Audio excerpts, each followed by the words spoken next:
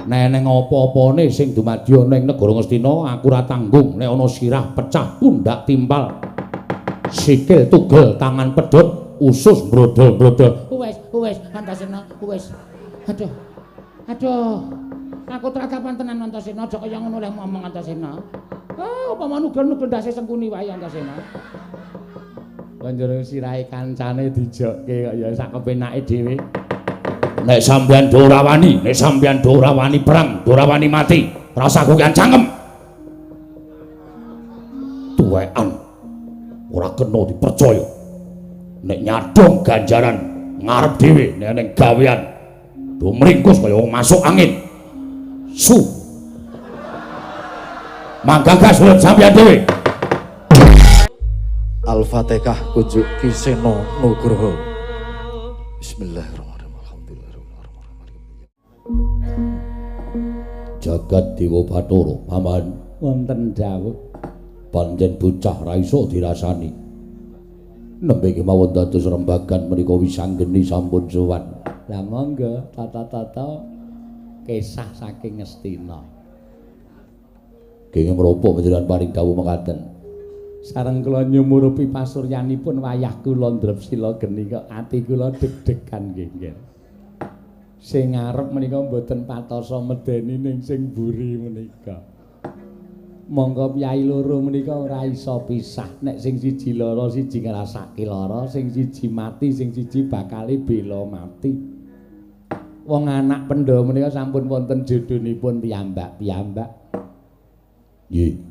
Nek Abimanyu karo Gatotkaca, nek Irawan karo Antarja, nek Wisanggeni karo Antasena. Nek Kakang Durna karo Jaran. Hus.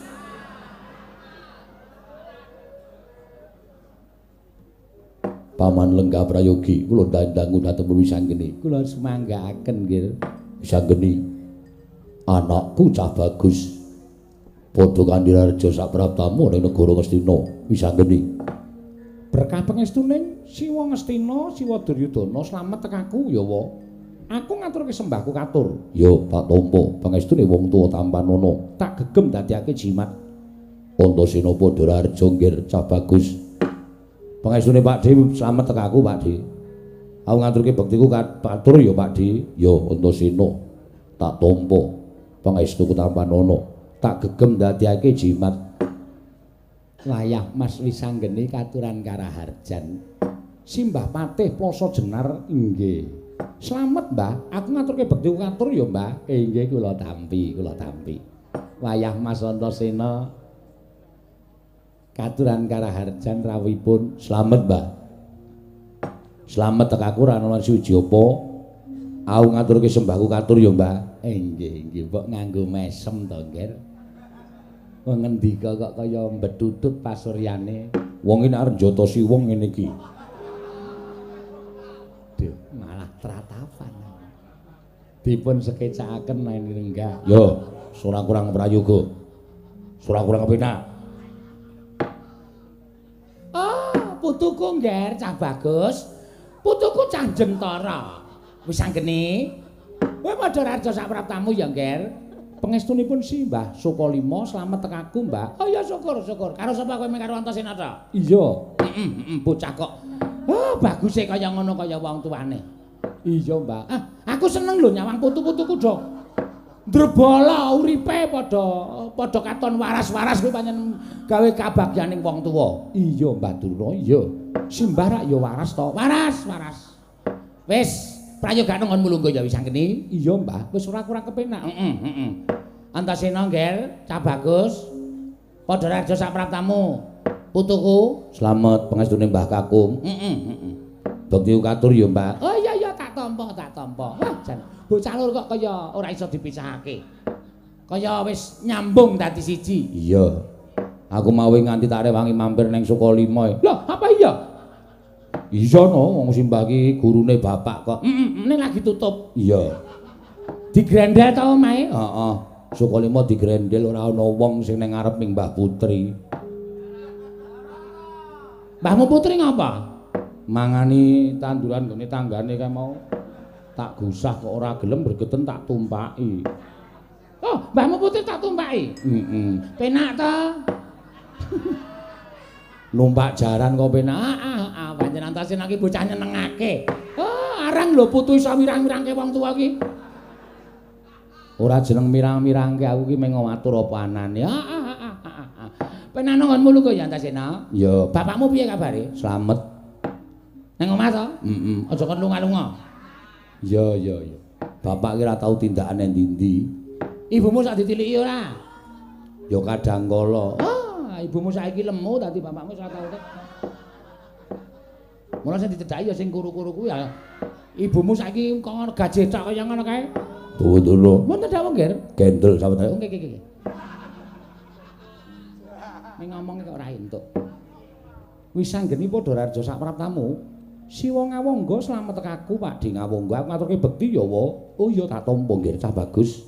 Antasena padha raja. Wilujeng Pakde, bektiku katur ya Pakde. Ya tak tampa. Pangestuku tampan ana, tak gegem dadiake jimat. Wis anggeni. Ana wigati apa dene sira sowan mongko tanpa tinimbalan. Lho. Mestine Siwa Duryudana ora usah nanjihke kareping Wisanggeni. Aku tak takon karo sampeyan. Sampeyan wis nampa nawala saka aku to wa? Ya wis. Wis disurasa isining tulis. Ya pancen wis. Nek wis disurasa isining tulis, sowanku iki arep nanjihke marang panjenenganing Siwa Duryudana. Bab tulisku mau piye? Wangsulaning Siwa Duryudana, pangandikaning Siwa Ngastina piye? Yen Ngastina mbok paringake matur nuwun. Iki tak jaluk sak wutuhe. Babar pisan ora ming sak sigar semangka. Ning wutuh tak jaluk. Sak wutuhe tak jaluk bakal tak boyong. Yo. Nek entuk matur nuwun. Dene ora entuk, aku wis matur ning Nawala tak aturi jaga jagang sing jero beteng sing kandel.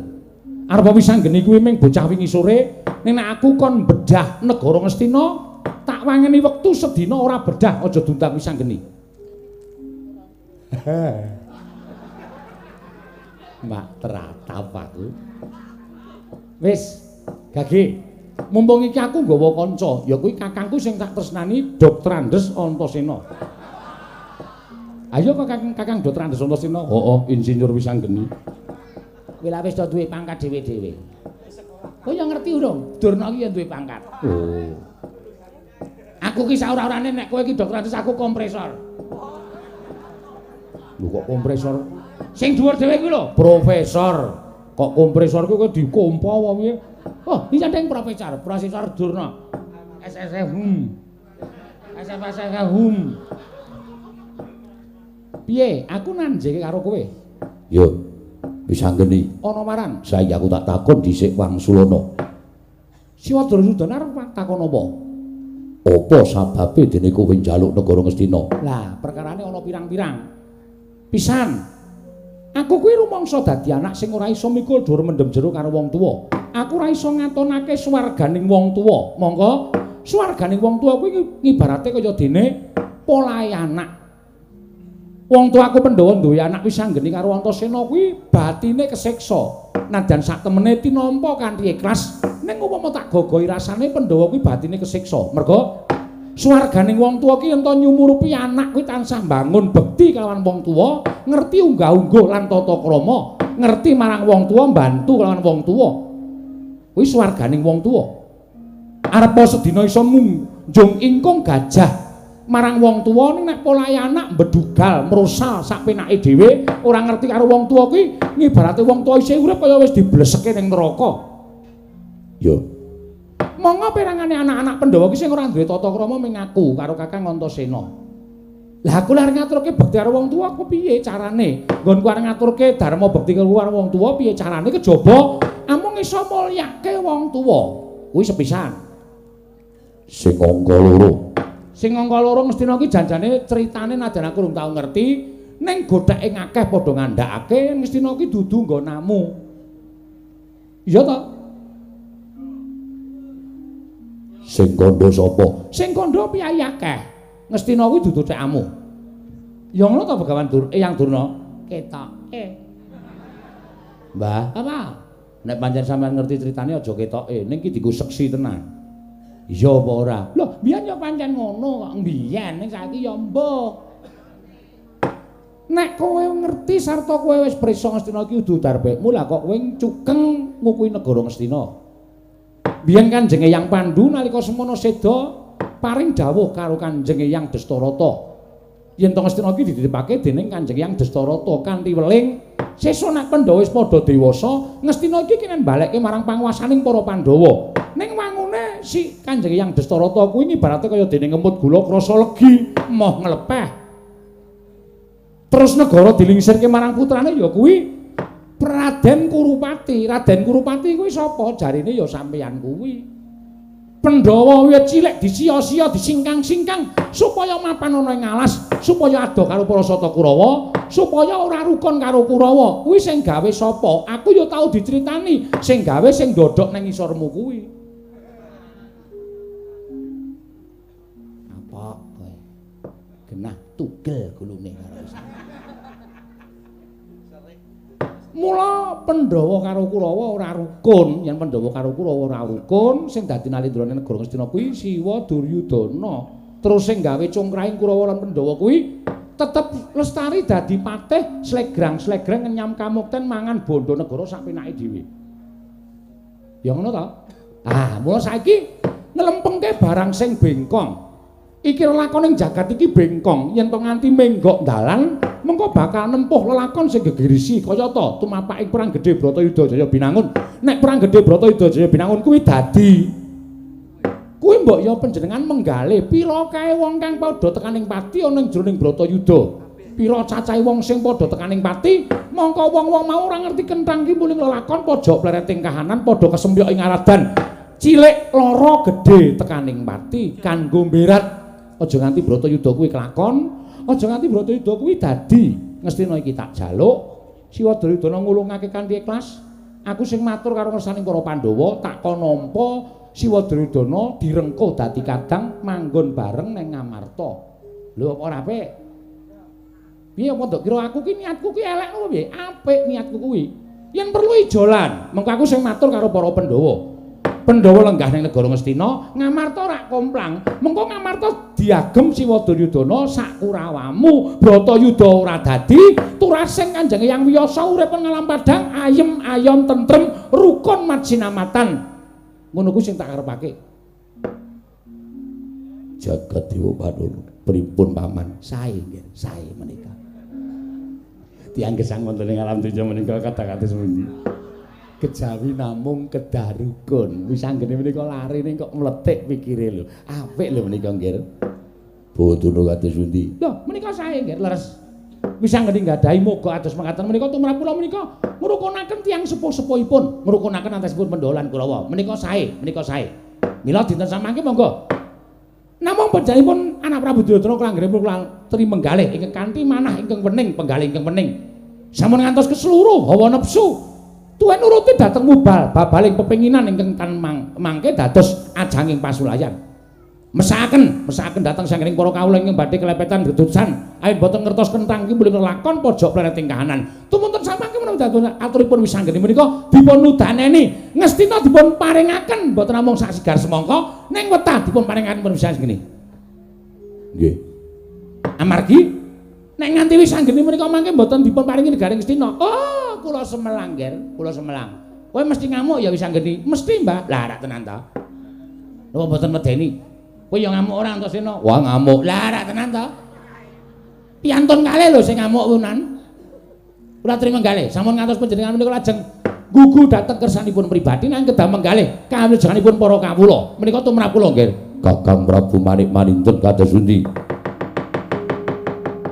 Jaja muntap ler kira tatuko yayasinipe netra kocak ngondarandir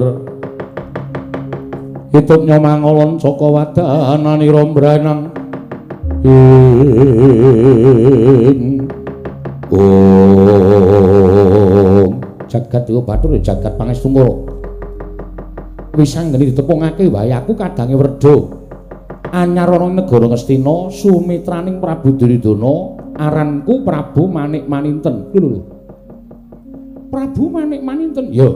Sak ngertiku nayaka Ngastina iki ora ana sing jejuluke Prabu Manik Maninten. Siji Eyang Sekuni, Eyang Durna, Siwa Ngawangga lan sak piturute aku kok durung tau weruh. Kowe wis tau weruh Kakang Antasena? Durung, sajae anyaran iki sajae. Wis rasa dadak kuwian gunung tanpa guna. Sire piye, karepe piye? Kowe rasa wedi.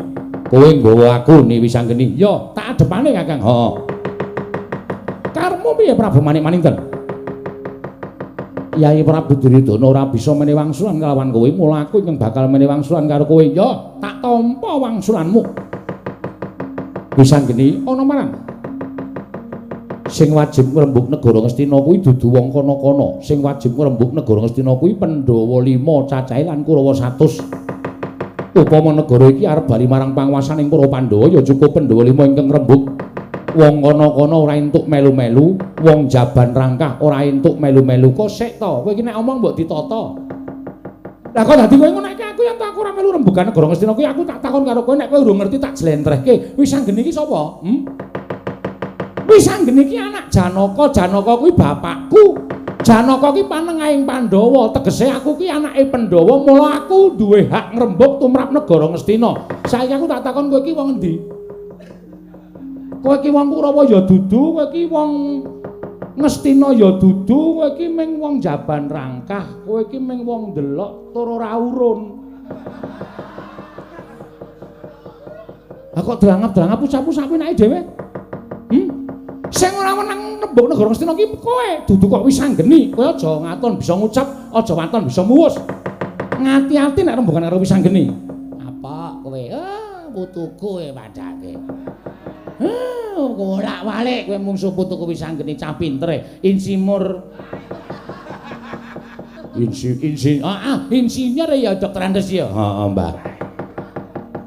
Wis saiki rasa kakean gunung tanpa guna kowe arep ngopo? Aku sing dadi pepalangmu nggo bakal mboyong negara Ngastina.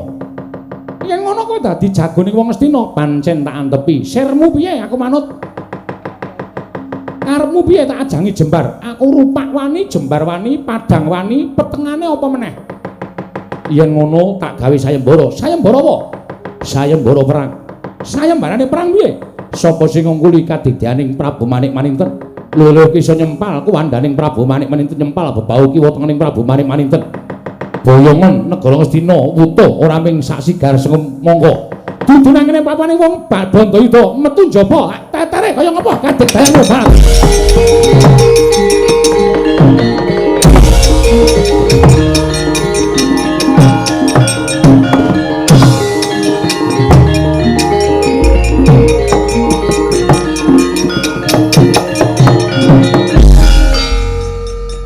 Sampeyan nek iso dirembug apik-apik dadine ra ngene iki lho Badhe.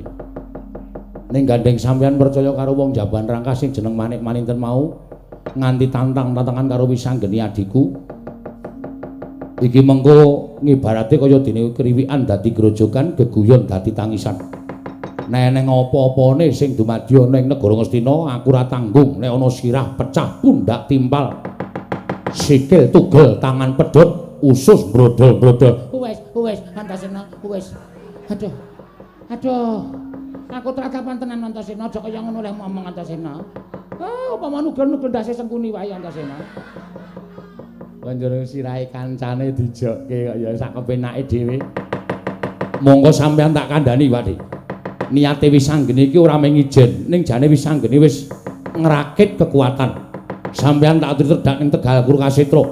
Kono ana pakuwon ingkang kaya jamur barat pakuaning para putra Pandhawa, Kakang Garukaca, Kakang Antasena, Kakang Antarja, Mak Jlik Setyaki kabeh para putra Pandhawa wis mapan ana ing kono, wis samapta ing gati nedya gepuk perang negara Ngastina. Mula Pakde tak kon tata-tata bating.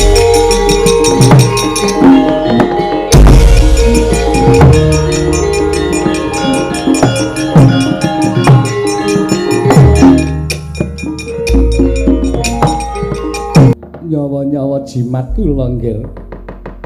Mumpung dereng kelampah lelampan menika mangke dados banjir getih wonten negari Ngastina. Ingkang dipun sababaken dhateng murkanipun Wisanggeni, monggo kula aturi anungka dhateng tindakipun Prabu Manik-Maninten supados dipun candhet anggenipun badhe mengsah lan para putra Pandhawa. Antasena ingkang putra sampun matur bilih sedaya para putra sampun samapta ing gati sawigring diri. Ateges sak mangke sampun dipun tata anggenipun badhe andungkel dhateng Kanalindran Paduka anak Prabu Ngastina.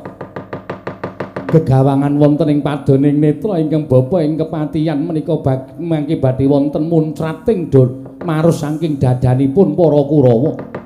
Ingkang tanwandi badhe amblasah kasulayah dados babatan macing. Kentos walu gembol monyor-monyor doneng dungkul wana dadi alas-alas dadi wana. Mboten ateges kula sampun pidak jempol kethek seranggon nebu sauyon dhateng aturipun Adipati Haryasengkuni mboten lho, Ger. Nek menapa ingkang dipun ngendikaken dening Adipati Haryasengkuni menika para nyata saestu. Menawi jenengan iki anak Prabu mboten menggak dhateng Sang Prabu Manik-maninten menika mangke badhe ngembet daging waras. Tegesipun tiyang mboten ngertos kenthang ki menika lakon badhe kasemyok ing ngaradan. Oh, monggo, Ger. Dipun tungka Prabu Manik-maninten. Supados dipun candhetangipun wonten kaliyan pisanggeni kaliyan Antasena. Gerak-gerak to cireh-cireh.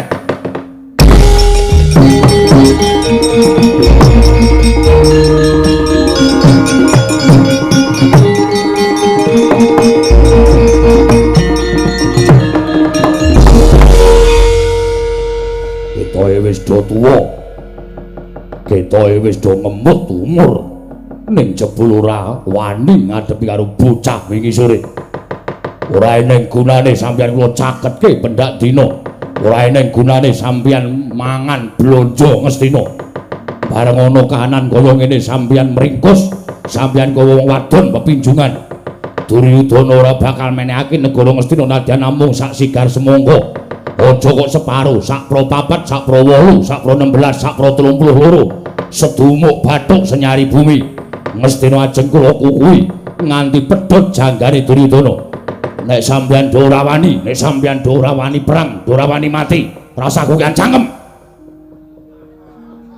Tuwekan ora kena dipercaya. Nek nyadong ganjaran ngarep dhewe nek ning gawean do mringkus kaya wong masuk angin. Su. Manggagas urip sampeyan dhewe.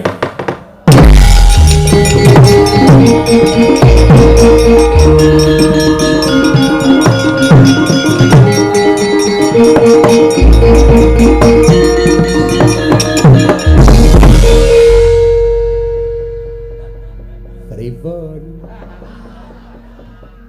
Niat kula niku apik. Niat kula niku sae ning malah entuk duka kados mekaten sajake ora isa nampa aturipun kula aturipun Kakang Prembandurna. Lha kok dadi ana Prabu Duryudana kok wangkotipun kados mekaten nggih. Monggo nyatanipun samenika kados pundi to Dik Pati upama para putra Pandhawa nika ngamuk tenan pripun Bawadana? Pamanarya wonten dawuh. Sampeyan ngendika kaya ngenten niku jane kleru, pancen kleru. Tumrap kula upama kula menika dadi Prabu Duryudana. Sampeyan niku wis kula copot kelenggane, wis ora ana gunane sampeyan niku ndedhek ana negara Ngastina. Nggih bener ngendikanipun. Nek do nampa ganjaran, do nomor 1 nek ana gawean, do ora gelem rumagang karya. Terus saniki sampeyan dadi pendhita teng Ngastina, panjenengan dadi patih. Niku mestine kudu iso ngrungkepi negara Ngastina. Nek perlu Ngastina niku ditatahi nganggo pecating nyawa. Nganggo bedahing dada. Niku nek cara kula pun boten sakukean gunung. Kebarengipun medal Jawi Kurawa dipun ketamaken. Oh nggih. Kalah cacak menang cacak kaya ngapa kanane wong perang kanane petungane mung werna loro. Menang apa kalah? Nek menang ya wis, nek kalah ya wis ngoten mawon. Oh nggih, monggo kula dherekaken.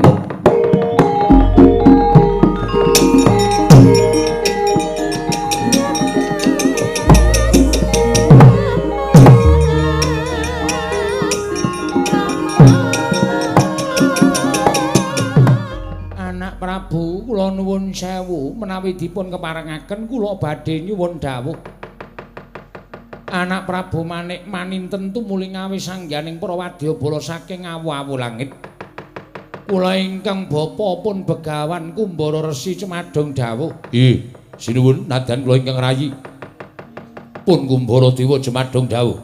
Nadyan kula Cemadong dawuh sinuwun wonten paridamel menapa? Bapa Prambanan wonten dawuh. Boten kinten babar pisan bilih. Anggen kula sowan wonten negaring Ngastina, pangajap kula saged sambet memitran kalian Nalendra ing Ngastina Prabu Duryudana. Samangke sampun kasembadan. Nanging jebul pitumbasipun nyata awrat.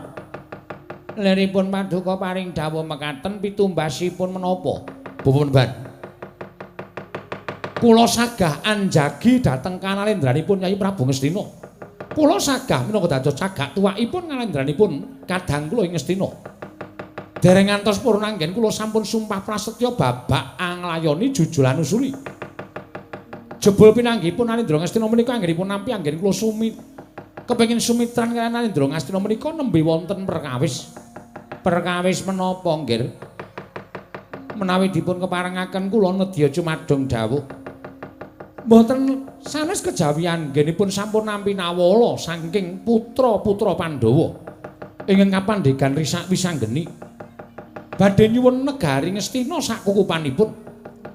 Tumunten wisanggeni sowan, mboten wonten setunggal kemawon priyagung negari Ngastina ingkang wantun mangsuli dhateng aturipun wisanggeni tumuli kula sumagah minangka dados bebetengipun Nyai Prabu Ngastina. Samangke kula sampun tantangan kaliyan pun wisanggeni. Oh, mekaten inggih. Mlenging sak menika Bapak Penemban. Sampun ngantos sadri kangelan. Wadyabala dipun klempakaken boten lega raos ing manah kula menawi dereng nyangking mestakanipun wisanggeni. Koko Prabu, sampun jengandika ing majengon ing pabaratan cekap ingkang rayipun Kumbara Dewa ingkang badhe ngisas jangganipun wisanggeni. Menapa dene putra-putra Pandhawa sanesipun. Nadyan ingkang bapa ugi mboten badhe mangku asta wisuh lumuh ngentasi perkawis. Kula ugi nedya sabiyantu dhateng jengandika angger manik-maninten matur sembah nuwun tanpa pepindhan. Pate wonten timbalaning adhawuh. Saperangan para wadyabala diketapake. Aja ingkang jijir kabeh para wadyabala kudu samapta ing gati sawiga ing diri.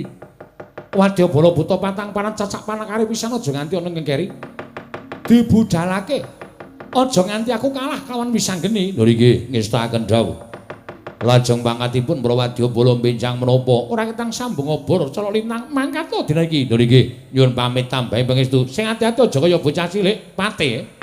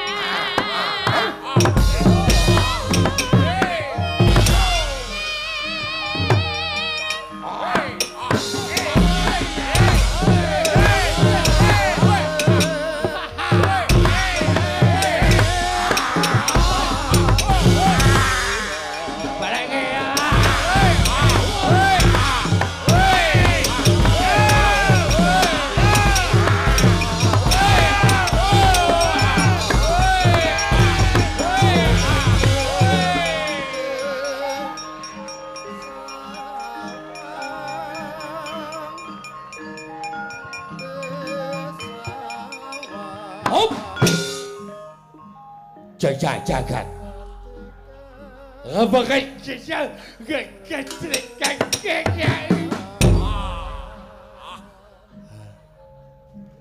Agak bakal ada. Ada? Ketika malam ketika. Ketika malam ada kan. Oh!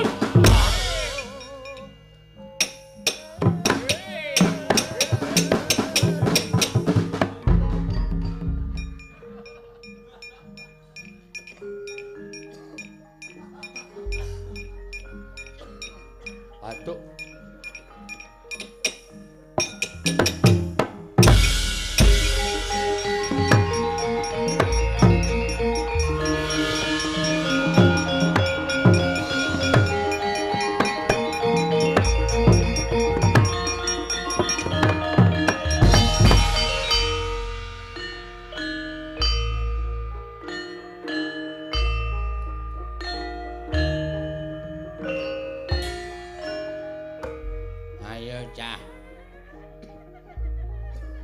Ngestoke dawuhe bose cah.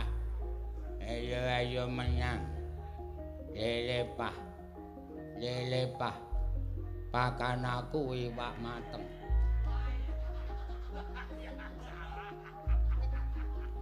Ayanya. Demangkat. Ngestoke dawuhe Sinuwun Prabu Manik Maninten. Lelepah.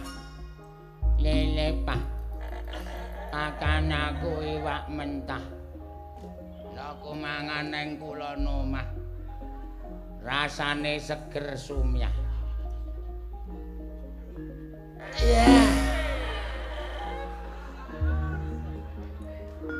Leleli. Pakan aku iwak kali. Lek ku mangan ning cedhak kali. Rasanya asik sekali.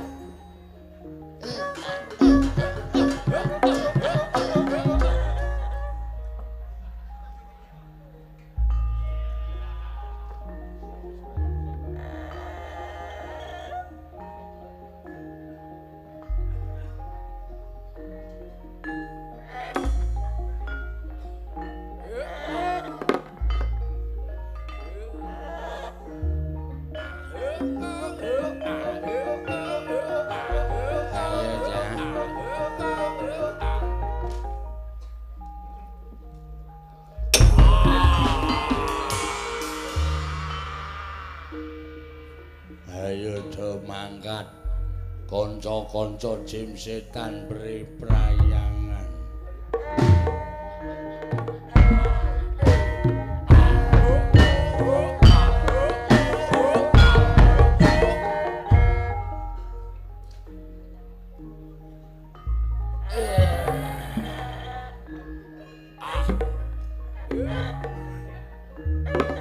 Setan kok le angel men iki.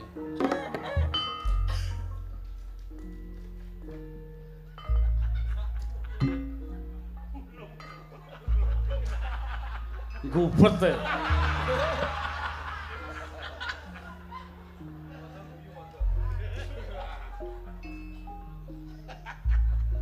Ayo kanca do mangkat. Ngestokke dawuhe juragane.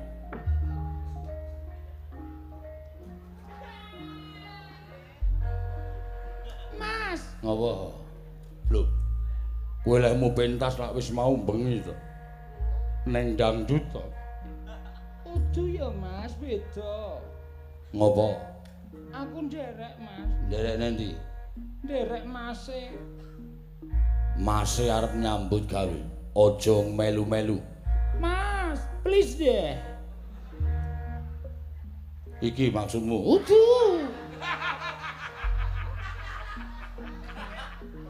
Please deh. Lah yo.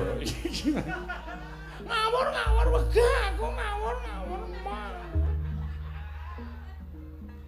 Sesuk meneh ki nganggo BH. Ora kaya ngono kuwi. Ya ben wong ora tau ditukokke kok.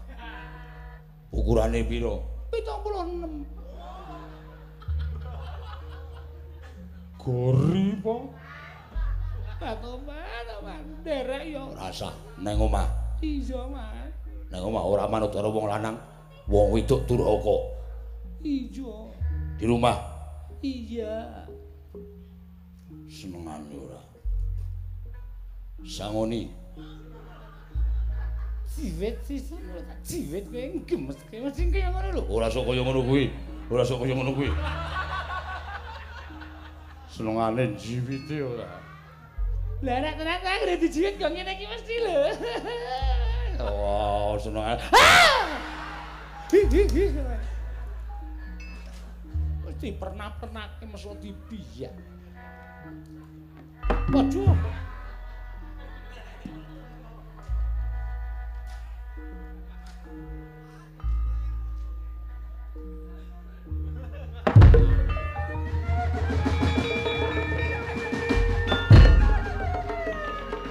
Juli. Aku radio Juli.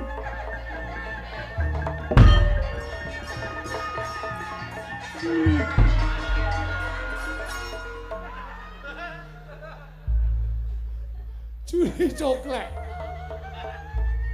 Juli.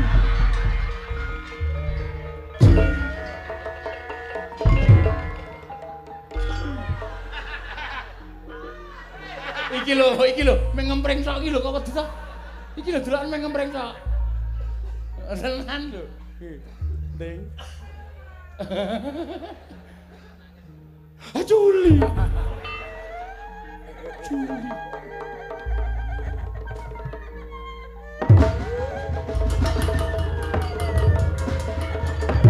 Pocongan mendem.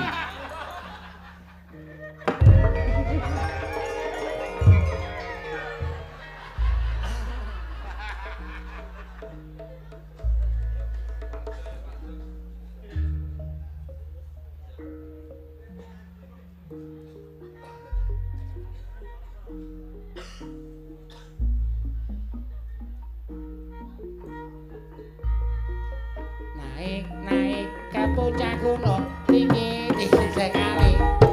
Naik ke puncak gunung tinggi sekali. Kiri kanan Ae ra iso obah ae.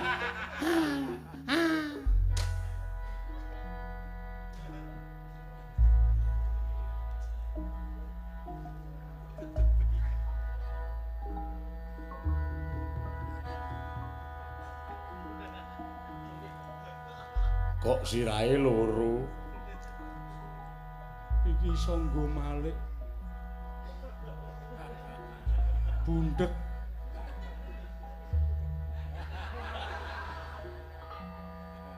Oh, maksude ngono.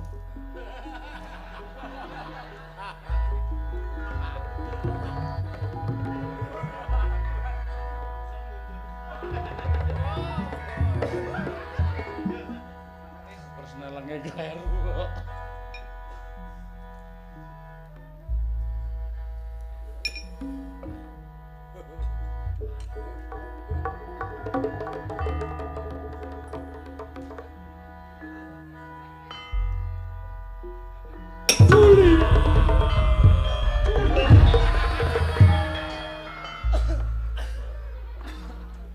Ora apa-apa, wong wayang kok wedi. Ora wedi ora. Juli.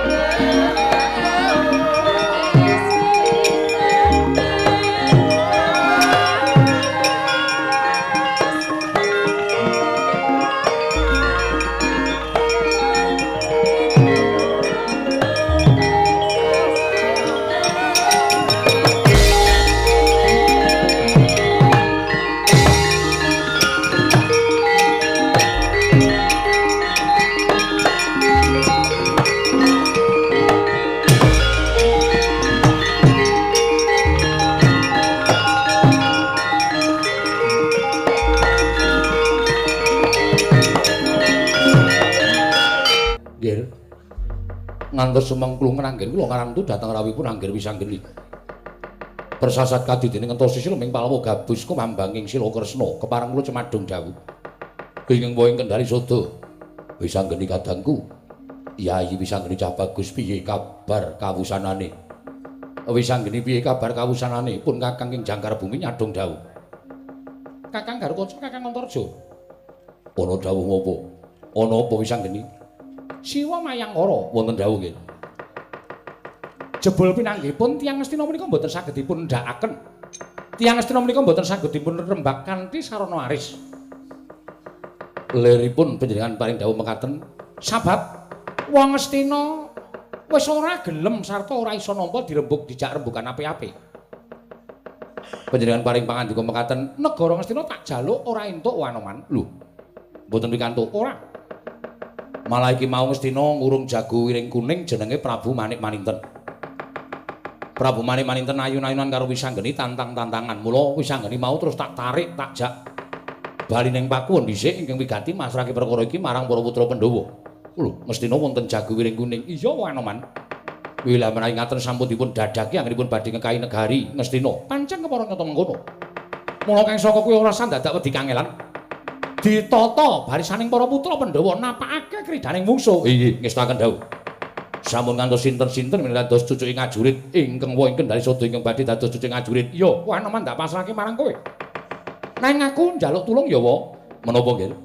Mengko yen sing maju Prabu Manik Maninten aja ana ingkang napaki kridaning Prabu Manik Maninten. Ning aku ingkang bakal nrenggalangi kridaning Nalendra ing awah langit. Lho nggih, ngestaken dawuh.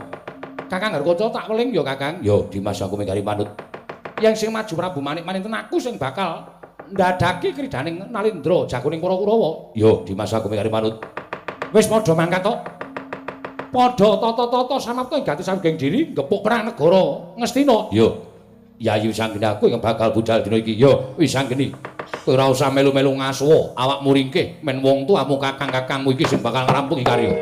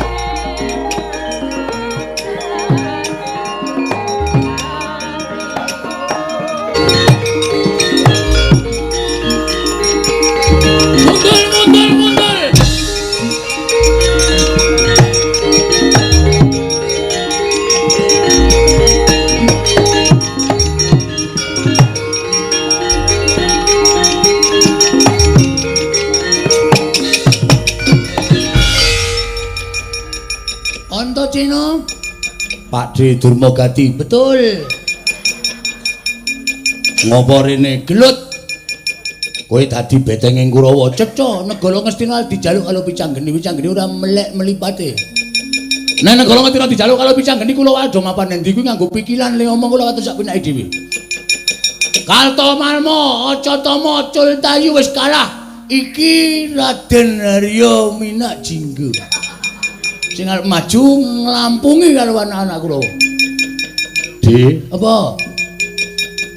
Isih seneng mangan sego, isih. Isih seneng ngombe wedang legi, isih. Mulih. Mulih piye? Kowe mungsuh aku ora bakal iso nggontro pira. Ayo tanding karo aku piye? Piye? Tanding karo aku piye? Matna sastra jendelamu. Wateken Aji Jaya Kayajanmu tumpang suh. Nggonmu matek Aji Jaya Kayajan tiban tangane Dulma Gati lemuk nyawamu dijajal. Kosok baline. Aja sisik nggonmu matek Aji Japa Mantra. Tiban tangane Antasena pisan ora pecah dadi papat ndasmu meguru karo kowe. Tenane. Lho iki tenan ora goro. Ngapuci. Jelas ngapuci. Kowe ngarep ngedonke atiku kowe.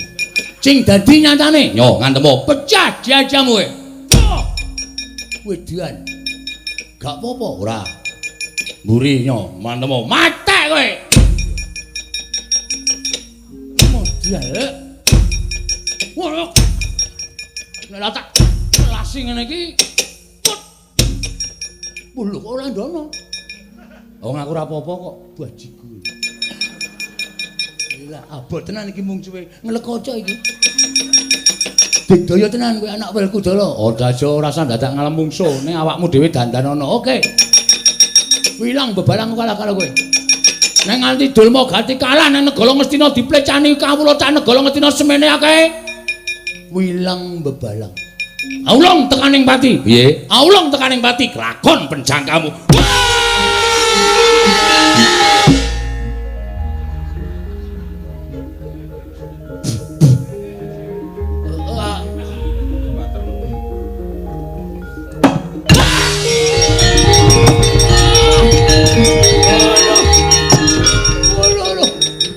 Apa ora kowe?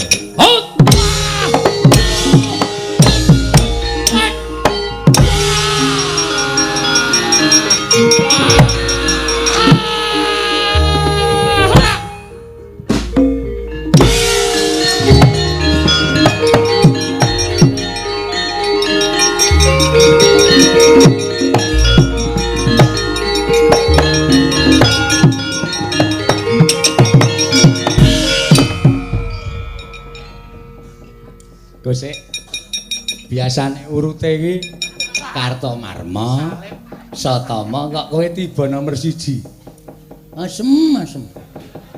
Lekoso man. Lekoso piye? Lekane ajeng maju pelang paling ora sing kula ancam niku kepethuk cencaki, padha cilike. Ning jebul. Ola ketemu karo cencaki, ketemu karo Antasena. Wah, wis galine man. Heeh. Antasena kula tantang menawa nyo jojo ndi jojo kula antem bles. Wonge glecak, mboten gleleng mawon. Kula pindhone bles. Bar niku kula sumbal. Ayo matna catur Jawa dupak cangkem kula bler. Bengok silo man. Aku ya krungu saka kene. Nggih. Bar niku terus sira kula dipepetke lemah. Ngik. Dantem mboten jil. Kontal lho man. Karo Antasena dudu karo sapa tangane kaya menungso man. Oh bentuke ora ngenten iki ning nyeketem nganggo suljan ileng nyebutke jenenge wani ora mboten wani man kok ora wani lha nek kula lah dilakoke ning jero kotak nganti basa modal kuwi. Oh terus pun mboten sadhi gagas niki wonge. Oh nganggo tangan kuwi man mlipat kula teng blawul man. Ayo ngasuh kunang-kunangan ngasuh teng kepiur lah iso muni elok man. Ya wis mati kula man mundur ora ana sing monggo puliya babar pisan. Sapa sing arep maju man? Citraksi nggih man. Arep maju po? Kuku kula masuk angin. Oh. Ayo dienggo golek keringet mbok menawa iso menang. Mungsuh anak-anak Pandhawa. Anak Pandhawa cacahe pinten? Akeh banget sing nang kene sing ketok Sencaki, Gatotkaca, Antarja, Antasena ana anomane barang. Waduh. Ampuh kabeh. Heeh.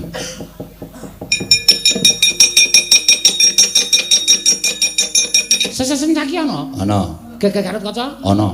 Antarja? Ana. Antasena? Ana. Tambah Anoman. Edian. Nenek ngono mangsa cake man. Kula tak ndelik. Munggo gawa watu tak buandem watu.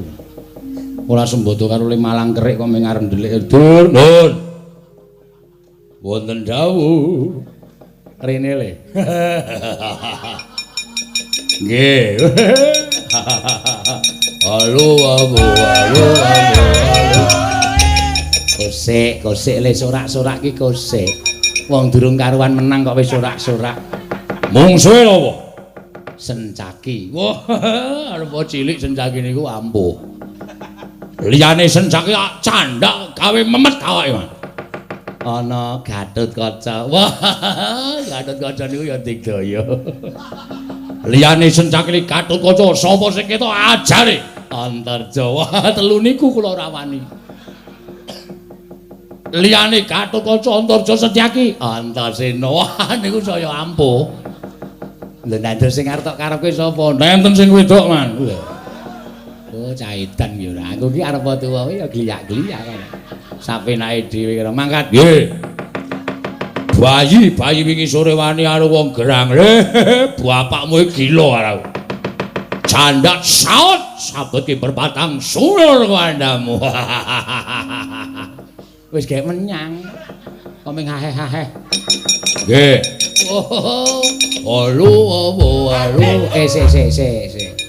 Nganggo gamelan. Mboten sah. Tiwas nganggo gamelan kalah ra isin. Ngoten iki kalah ora isin. Ayo.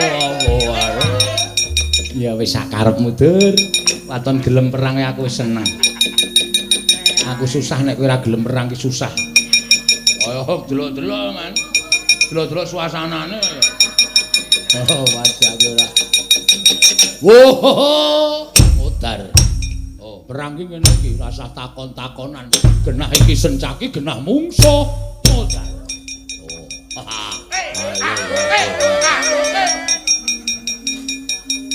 Nah, sirku ki yang ngono kuwi.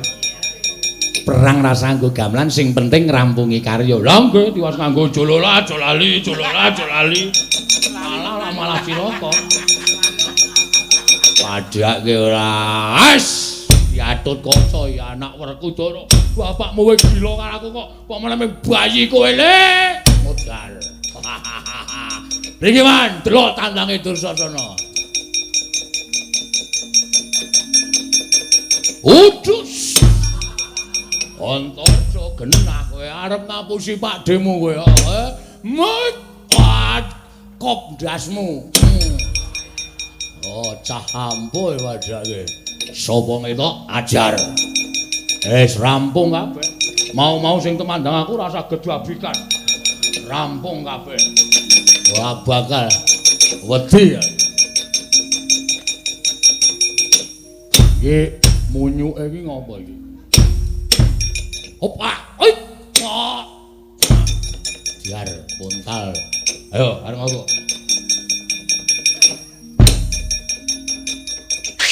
Waduh.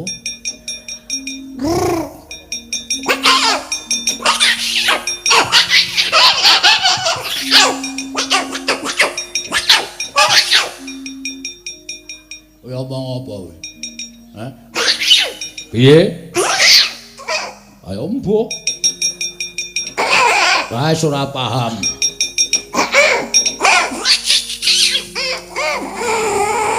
Waduh. Gosek. Wah, ora toto ora ngerti apa-apa kok mak teblek ora.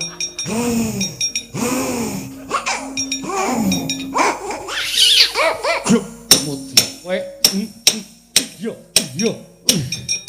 Canggri kecandak banteng mutar. Oh. Wah, edan. Waduh, wah. Iya. Wah, iya. Iya.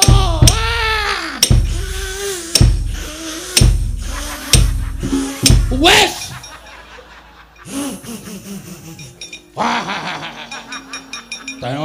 canda nggo ngon-ngon tenan. Nggo dolanan sak penake dhewe.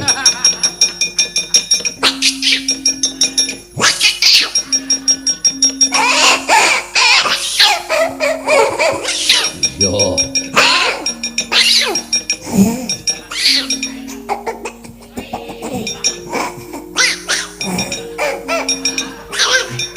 Aku kok iso melu-melu to awakku iki.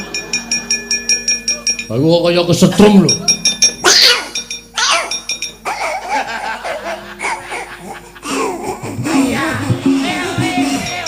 Wis, padake gubuk asmara.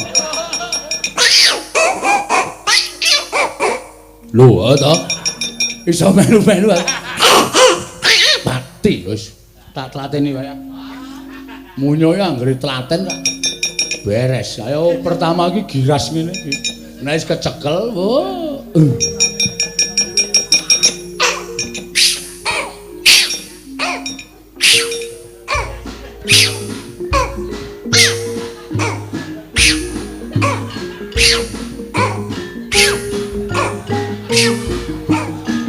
Tlateni.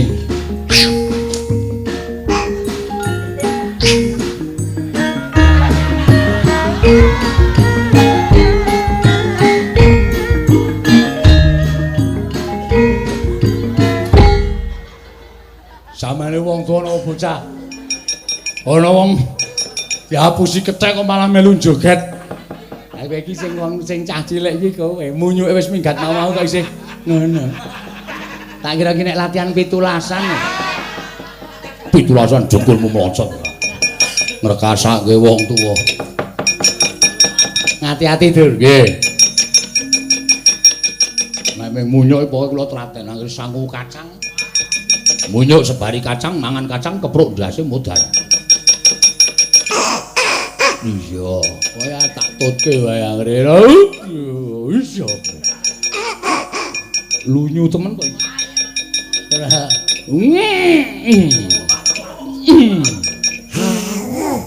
Hah? Sapa? Aku wae. Oh, ngerti hoo. Wah, anggere cilik ora paham aku.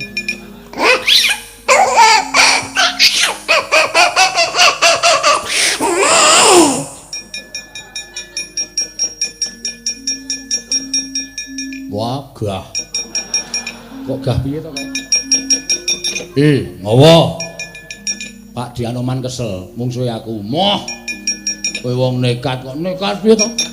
Ya, lho ya. Nek karo Pak Dianoman kae pancen nek wis muni nesu ngono kae angel dicandak. Nek aku gampang dicandak. Yo glunjuk, yo.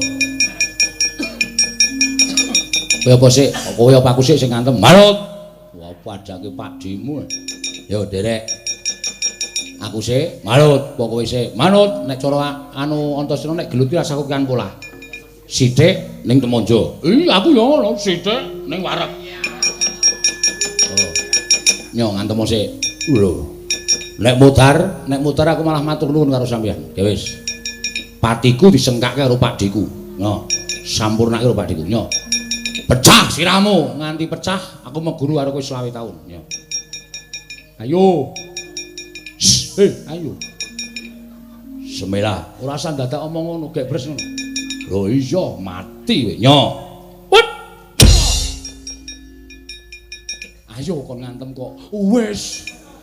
Wis to, wis ora ngerti ora. Gentenan. Wo gentenan to iki, gentenan iki jago kok. Jago kok mau gentenan. Padha-padha Senopati kok gentenan. Oh, ya, aduh, mati gak wae. Toto-toto ya Pak Di. Oh. Mu iki bar tak ngantem sirah sapi iso pecah. Wah, cangkeme.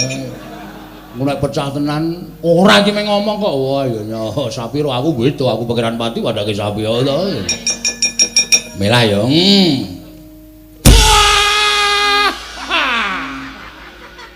Rame iki.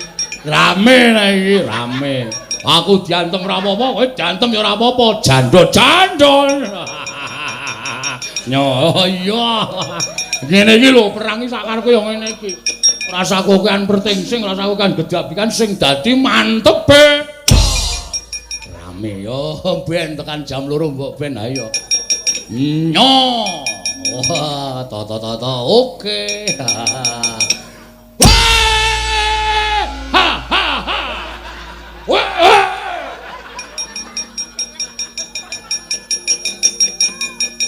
Oh. Waduh. Ngopo kok ngloyori? Ora. Ngloyori apa? Wong ngadegi padha kadang kala sok gedegleng sikile barang kok. Blas ra ngloyori. Nyo. Wah, seneng aku nek entuk mungsuh ngene iki seneng tenan aku. Kok saya liri? Ora wae. Arang drame ramune kok. Oh, nyok kene gede. Oh. Hati-hati ya. Wah, weh, oh, Ahmad. Wah, hai, sabar. Mripate kok abang. Hei, oh. Nyo, sik. Kok sik buyer ya aku. Ha kene buyer, ra apa-apa ning ra. Aku ki nek lara tak nggo bengok mari kok. Woi. Nyo, wah.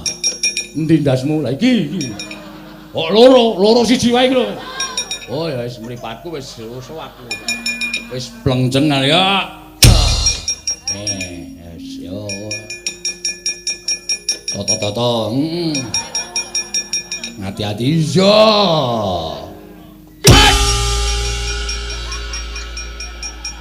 Lampung. Piye, Dul? Ora sembodole. Ha he. Kok nglesak.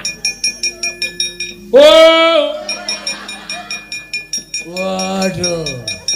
Wah, ya. Ora apa-apa ngletak delo iki nggo ngaso. Oh, gentenan. Matane. Wah. Lho kok lek? Ah iya. Wow, kula kintene Antasena. Nggih ngapura. Wis kebacut ngantem sirah. Ora apa-apa, pun. Lho kok wis piye? Pun perang kok. Pun bali mawon ojo. Wah, cakahe ketara mumet tenan cakahe. Lho iki dalane ngendi iki kok? Wah, kok saya ciut lho kok tulisane toilet. Wah, keblaso aku. Wah, nek ora tak tuntun ora tekan ngomah cakahe.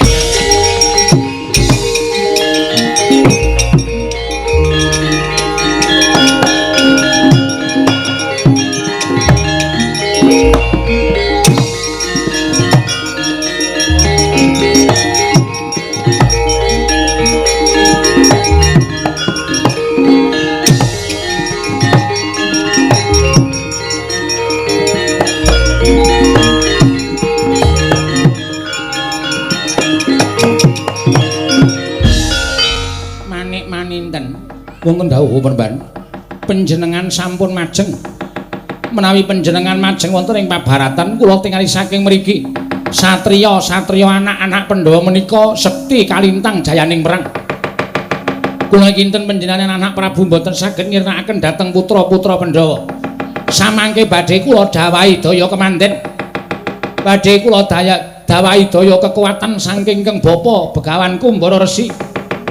Bocah-bocah menika tertentu badhe kaningaya awit kenging pangaribawanipun ingkang bapa nggih. Lajeng pangaribawa menapa bapa? Menika badhe kula sebda sedayanipun kanthi daya kekuatan kula. Rasatriya ingkang mbelani dhateng Angger Wisanggeni menika badhe kula sebda salin wujud saking menungsa sadados wujuding resa. Inggih kula semanggaken bapa Penemban.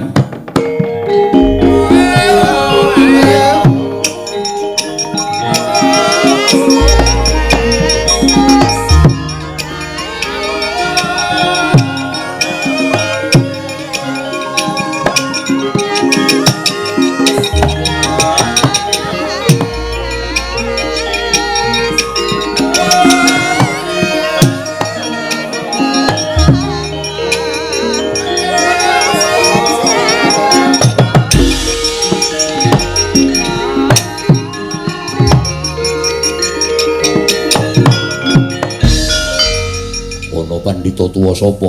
Tepung aku Begawan Kumbara Resi. Aku wong tuaning Prabu Manik Maninten srayaning wong Ngastina. Kowe sapa? Raden Setyaki.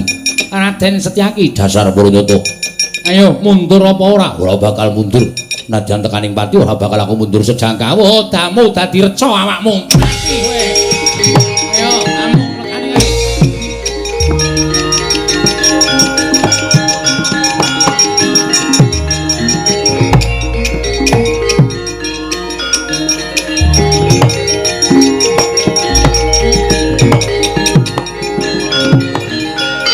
Kowe digdaya kowe ampuh kuwi jaman nalika Ramayana. Ning iki wis salin jagat. Iki jagating Mahabharata ora bakal menang karo aku. Ayo, ungalno dadamu damu dadi reca kowe anak.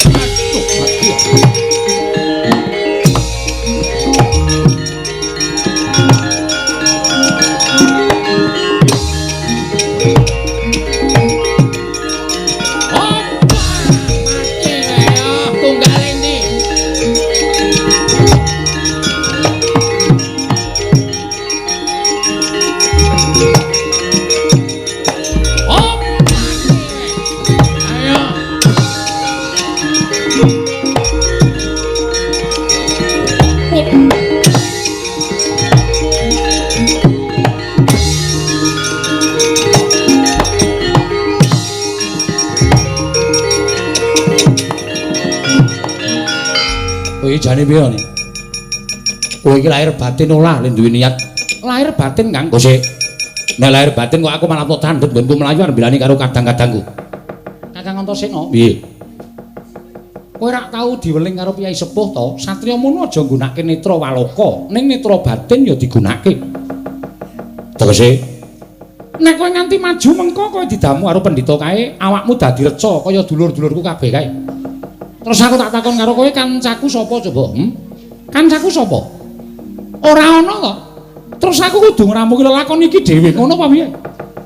Lah mesine dhewe wong iki kekarepanmu. Lho, ya kekarepanku ning nek aku ora iso rumagang dhewe, wong urip nang Padang kuwi ora bisa tumandang dhewe. Kudu ana sanak kadang mitra kawruh lan tangga teparuh ingkang dijaluki go kelawan partikel. Lah iya. Lah terus kowe aja maju. Nek maju kowe dadi reca. Terus aku njaluk tunggunen reca-reca sing padha dadi wujuding watu kae saka Kakang Garwaca Kakang Antarja, Maklik Setyaki karo Siwanoman. Terus aku tak lunga. Lah, iki jenenge kowe ora tanggung jawab. Lho, kok ora tanggung jawab? Wong kancane do dadi reca kok kowe malah lunga kowe arep ndi kowe? Tak totoki ndasmu lho kowe. Kok sik to aja nesu sik. Aku lunga kuwi arep gugat ning kayangan. Gugat ning kayangan. Iya. Sebabe lho, niatku iki ra apik to. Niatku ki apik mongko aku pengen mulyakake pepundhenku Pandhawa, aku pengen munjung marang para Pandhawa wujuding negara Ngastina. Ning lah kok Ngastina ana jago ingkang ngampuhe kaya ngono kae. Aku gelem bali ning jagat yen dewa paring kanugrahan kelawan aku wujuding pusaka, tak nggo mateni pendhita sing jeneng Kumbaresi karo ratu sing aran Manik Maninten. Kowe arep sowan sapa? Kowe rasa ngerti. Sing baku kowe tunggu reca-reca kae. Ya manut. Suwe ora ni. Ora suwe mengko dolan kok bali rene Kakang. Ya sing ati-ati ya ni. Yo.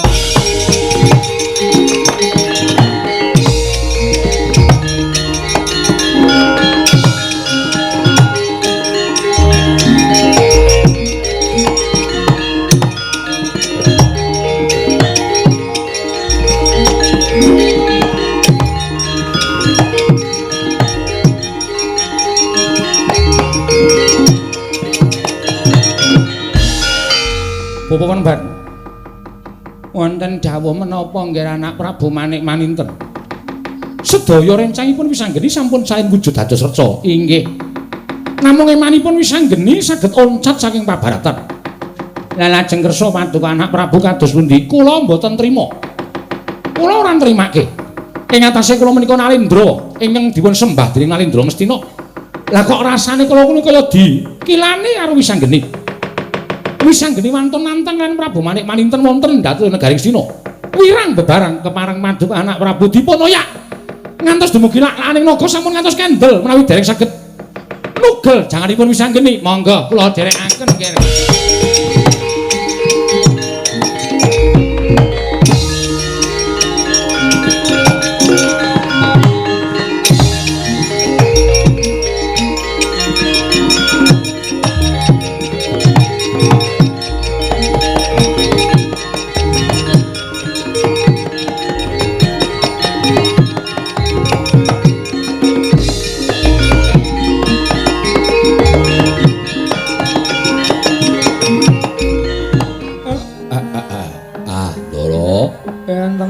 Gus? Kok pasuryanipun katingal rengu kados mekaten, boten kados adat sabenipun? Menapa wonten ingkang dipun penggalih, Den? Kakang Semar. Kula ora nyono babar pisan. Yen to dina samengko repot penggalihku disababake marang polah gawene anak. Sinten to? Atmajaku ing Drapsila geni Wisanggeni. Anggone nglumpukake sanggaring para putra Pandhawa nedyan jabel negara Ngastina sak kukupane. Kakang Semar ngerti dhewe lamun Wisanggeni wis krida ndak kira ora ana ingkang bakal bisa ngendhakake kalawan bocah kae. Mula tumuli aku diutus dening Kanjeng Koko Prabu Ngamarta supaya ngendhakake marang Wisanggeni aja nganti nerak pacak nerajang kodrat ing wis ditetepake dening para Jawata. Yen to besok bali ning negara Ngastina kuwi kudu sarana perang gegempuran kang aran Bratayuda. Yen to Wisanggeni wani jabel negara Ngastina tan wurunga perang bakal gagal. Yen to kateman mengkono jagat iki bakal katarungku ing angkara murka. Kakang Nayantaka. Semareka den prayitna samurires eka balik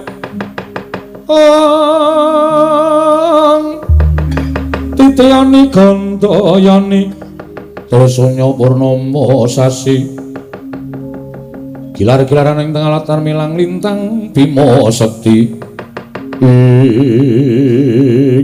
niku langkung mrayogi Ndara. Nek ngantos mangke negara Ngastina menika isa dipun rebat ingkang putra Tan Wurunga menika mangke badhe nampi welaking Jawata.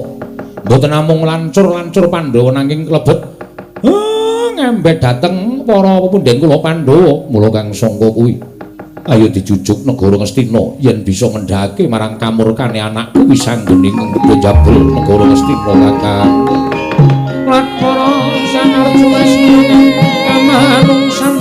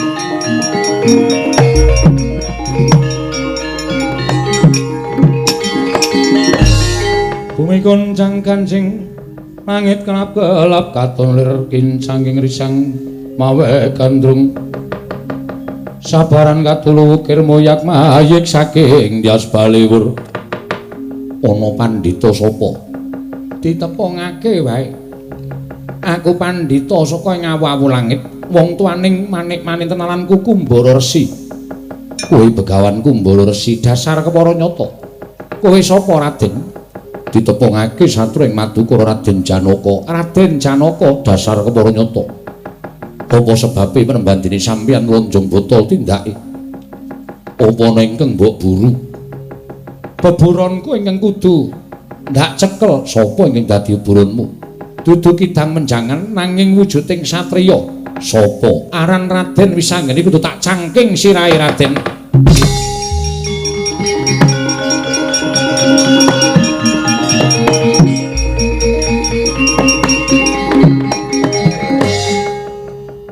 banjur malik pasuryanmu lekno mripatmu gatekno gobokmu Wisanggeni kuwi anak Janaka yen to kowe bakal gendak sikara kelawan Wisanggeni ayo singkirna dhisik wong tuane wah kelakon kene panjang kamu parab Raden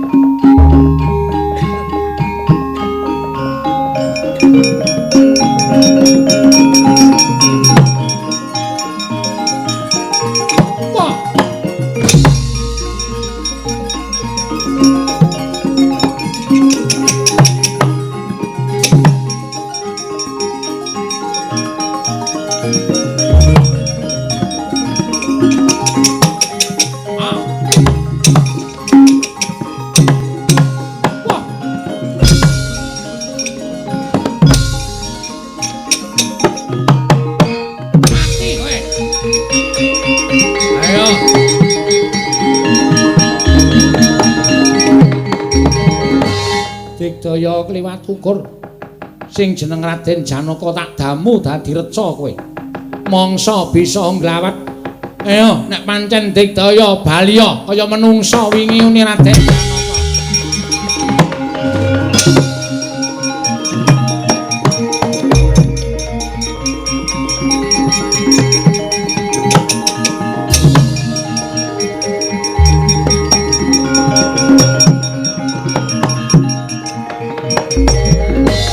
Raden Janaka tak sebul dadi reca awake. Ora pangling kae dampyak-dampyak lakuning para panakawan. Aja nganti ngridu nggonku ngoyak Raden Wisanggeni tak seblak barat mbuh tibaku kowe panakawan.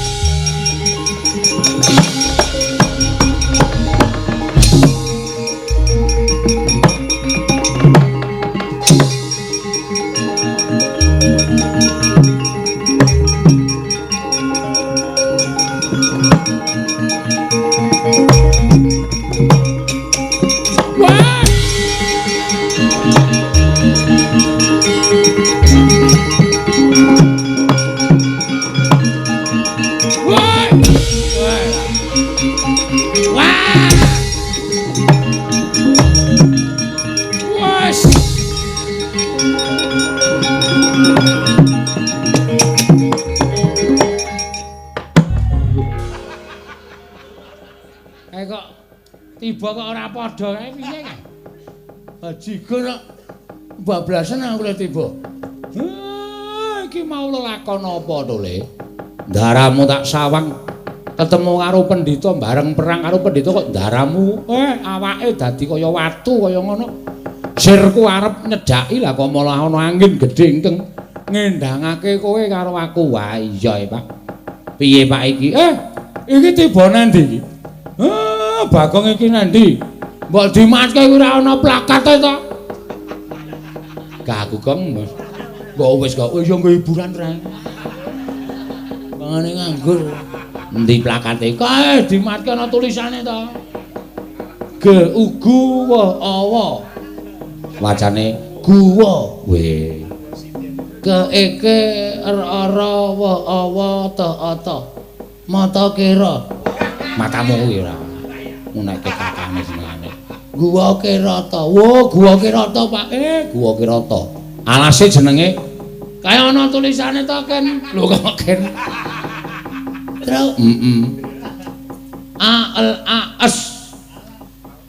Awas. Alas kok awak. Alas. T E T ek tik tik tik bunyi hujan. Aku arep nekat kok terus ya sakarepmu. B O B R O